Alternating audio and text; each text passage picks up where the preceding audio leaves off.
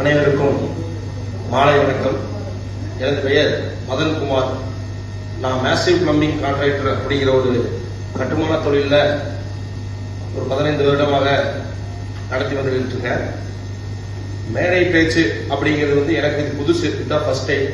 இங்க வந்ததுக்கு அப்புறம் தான் சார் பேசுறதை கேட்டு கொஞ்சம் இம்ப்ரெஸ் ஆயிட்டேன்.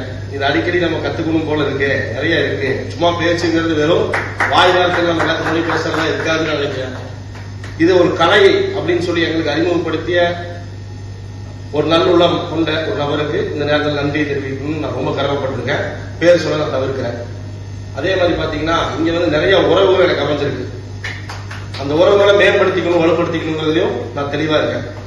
பேச்சுல நிறைய விதம் இருக்கு. அதை எப்படி பேசணும், ஒருத்தர் எப்படி அணுகணும், அந்த இடத்துல எப்படி மைக்க பிடிக்கணுங்கிற முதல் கொண்டு சொல்லிக்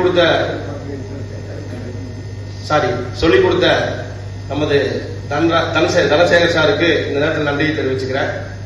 பொதுவா விவேகானந்தர் ஒரு வார்த்தையில சொல்லியிருப்பாரு, என்னன்னா உன்னுடைய இலக்கு எது என்பதை முதல் தீர்மானி, அதை நோக்கி நகர்ந்து செல்.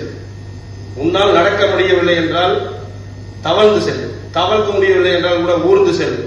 நீ செல்வதுதான் முக்கியமே தவிர நீ எப்படி செல்கிறாய் என்பது முக்கியமல்ல. நீ அடைய வேண்டியது இலக்கு இலக்கு இலக்கு என்று அவர் சொல்லியது போல, யாருக்கெல்லாம் இங்க சரியா பேச வரலையோ அவங்கள கரெக்டா கைட் பண்ணி இந்த இடத்துக்கு வர வச்சு அவங்கள பேச வச்சு அவங்களுக்கு டீச் பண்ண விதம் எனக்கு ரொம்ப பிடிச்சிருந்துச்சு. ஸோ ரொம்ப தேங்க்ஸ் சார்.